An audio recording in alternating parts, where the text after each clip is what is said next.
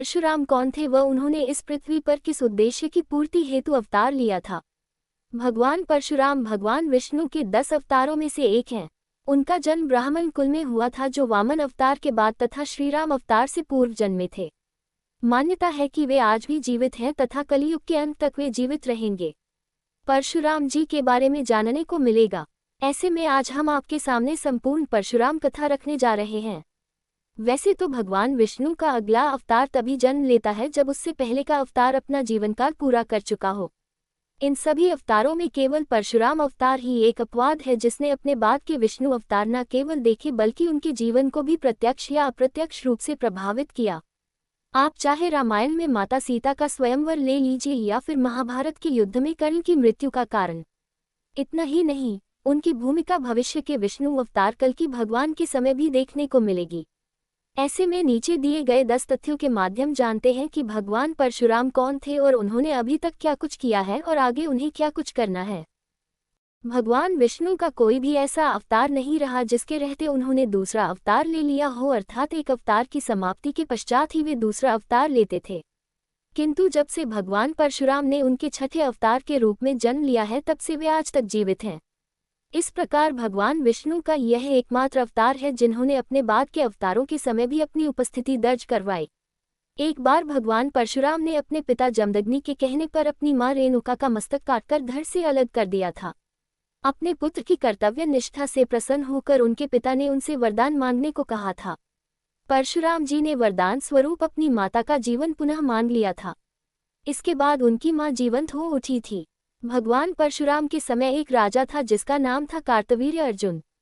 उसकी 1000 भुजाएं थी, इसलिए उसे सहस्त्रबाहु भी कहते थे। वह लंका के राजा रावण को भी परास्त कर चुका था, जिसके बाद उसकी प्रसिद्धि तीनों लोकों में व्याप्त हो चुकी थी। एक बार जब परशुराम अपने आश्रम से बाहर गए हुए थे तब कार्तवीर्य अर्जुन ने उनके पिता के आश्रम पर हमला करके उनकी मुख्य गाय कामधेनु चुरा ली थी। जब परशुराम पुनः अपने आश्रम लौटे और सब घटना का ज्ञान हुआ तब उन्होंने सहस्त्रबाहु की सभी भुजाएं काटकर उसका वध कर दिया था। सहस्त्रबाहु के वध के पश्चात उसका प्रायश्चित करने के लिए परशुराम तीर्थ यात्रा पर चले गए थे। पीछे से सहस्त्रबाहु के पुत्रों ने परशुराम के पिता जमदग्नि का वध कर दिया था। जब परशुराम जी को इसका पता चला तब उन्होंने पृथ्वी से 21 बार सहस्त्रबाहु के क्षत्रिय वंश का नाश कर दिया था। इसलिए उन्हें पृथ्वी को 21 बार क्षत्रिय विहीन करने के तौर पर भी देखा जाता है। रामावतार के समय उनकी भगवान श्रीराम से राजा जनक के दरबार में प्रथम बार भेंट हुई थी। तब उन्हें ये ज्ञान नहीं था कि श्रीराम विष्णु के रूप हैं, इसलिए वे उन पर शिव धनुष तोड़ने के लिए क्रोध करने लगे थे। भरी सभा में भगवान परशुराम और श्रीराम के छोटे भाई लक्ष्मण के बीच तीखा संवाद भी हुआ था।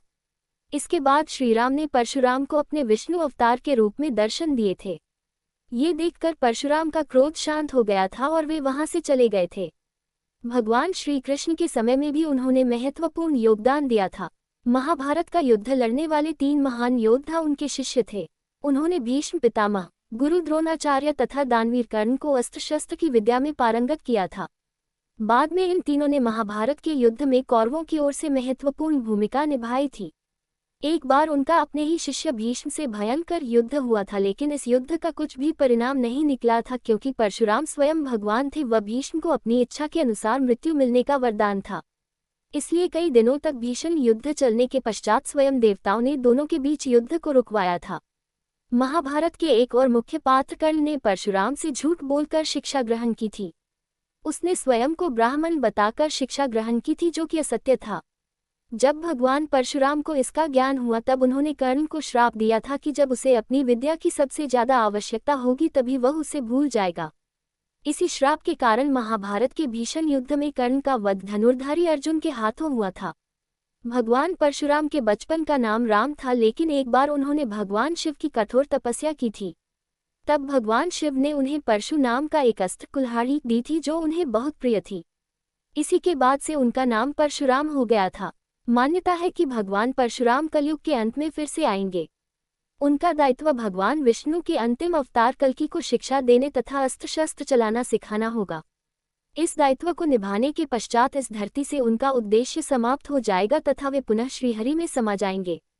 इस तरह से आज आपने जान लिया है कि भगवान परशुराम कौन थे और उन्होंने किन उद्देश्यों की पूर्ति हेतु जन्म लिया था। वे आज भी इसी पृथ्वी पर निवास करते हैं और भगवान कल्कि के जन्म लेने की प्रतीक्षा कर रहे हैं। कल्कि भगवान को अस्त्र शस्त्र की शिक्षा देने के पश्चात ही उनका उद्देश्य पूरा होगा और वे पुनः श्रीहरि में समा जाएंगे।